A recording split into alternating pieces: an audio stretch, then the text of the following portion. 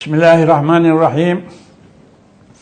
برادران اسلام، اس وقت ایک موضوع یہ ہے کہ ذرائع ابلاغ جس کو کہتے ہیں میڈیا، اس کی کیا اہمیت ہے۔ تو دنیا میں ہر پڑھا لکھا انسان اس وقت سمجھ رہا ہے کہ اس وقت دنیا میں سب سے زیادہ اثر جو ڈال رہا ہے لوگوں کے ذہنوں کو بدلنے پر، یہ میڈیا ہی کر رہا ہے۔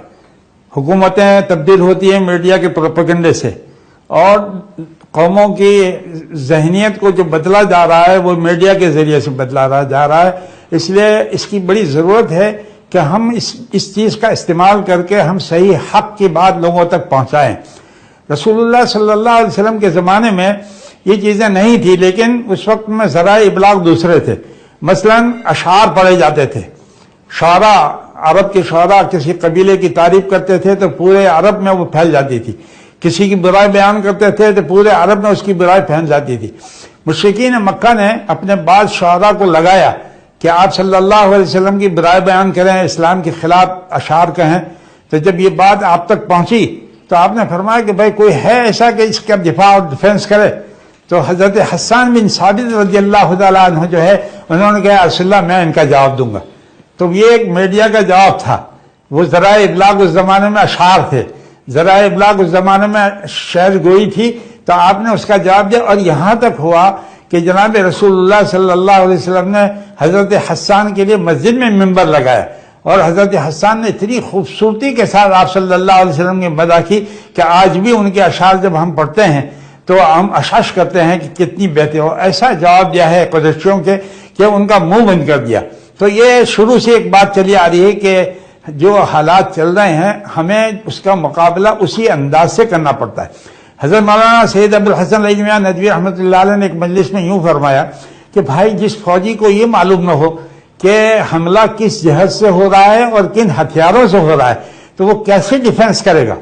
ہمیں اپنے زمانے میں یہ بات سوچنی چاہیے کہ ہمارے اوپر فکری حملے جو ہو رہے ہیں، جس کو عربی میں الغزو الفکری کہتے ہیں، فکری طور پر ہمارے ذہنوں کو، ہمارے نوجوان کے ذہنوں کو بدلا جا رہا ہے، وہ میڈیا کے ذریعے سے، وہ ٹیلی ویژن کے ذریعے سے، وہ ریڈیو کے ذریعے سے، یہ اخبارات اور صحافت کے ذریعے سے۔ تو یہ ایسے ہتھیار اس زمانے میں ہے کہ اس سے مفر نہیں ہے۔ اگر ہم اس کو استعمال نہیں کریں گے تو ہم نے دیکھا کہ بعض ایسی تنظیمیں جس کے ساتھ ہم اتفاق نہیں کر سکتے، مثلا قادیانی حضرات ہیں، ہم ان کو سمجھتے ہیں کہ یہ رسول اللہ صلی اللہ علیہ وسلم کی نبوت کے خلاف بغاوت ہے۔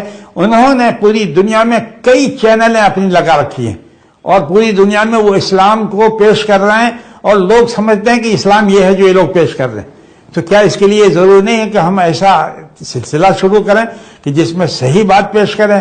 ہمارے اکابرین کی چیزیں، ہمارے متفقہ صحابہ نے جو باتیں اسلام میں پیش کی، ہم اس صحیح اسلام کو پیش کریں۔ اس کے لیے ہمیں ضروری ہے کہ ہم اسی ہتھیار کو استعمال کریں۔ مجھے معلوم ہے کہ ہمارے علماء میں اختلاف رائے ہے کہ ٹیلی ویژن کو استعمال ہم کر سکتے ہیں، ٹیلی ویژن پر آنا چاہے کسی مولوی کو یا نہیں۔ لیکن میرے دوستو، اگر دنیا کا حالات کا ہم جائزہ لیں، اگر ہم نے دنیا کا سفر کیا ہو، اگر ہم یورپ گئے، امریکہ گئے، تو ہمیں دل سے یقین ہو جائے گا کہ اس کے علاوہ اب ہمارے پاس چارہ کار نہیں ہے۔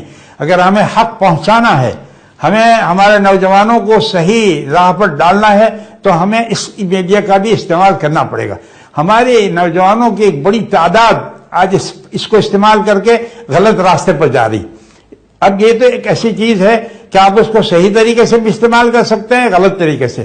مثال کے طور پر کہا جاتا ہے کہ بھئی چھری ہے، چھری ہمارے گھر میں ہے، ہم اس چھری سے پھل بھی کاٹتے ہیں، ہم اپنی سبزی بھی کاٹتے ہیں، ہم اپنے ضروری کام دیتے ہیں، تو یہ ضروری چیز ہے، وہ گھر میں ہونی چاہیے۔ لیکن اسی چھری کو لے کر کوئی کسی کے گلے پر بھی پھراتا ہے، کسی کو زخمی کرتا ہے۔ اگر وہ زخمی کرتا ہے تو ہم ایسا نہیں کہہ سکتے کہ چھری آپ اپنے گھر میں نہ رکھیں، اس لیے کہ اس سے لوگوں کو زخمی کر دیا جاتا ہے۔ ارے بھائی اس نے غلط استعمال کیا، لیکن اگر اس کا صحیح استعمال آپ کریں گے تو فائدہ مند ہے۔ آپ کیسے کاٹیں گے پھلوں کو اگر آپ کے پاس؟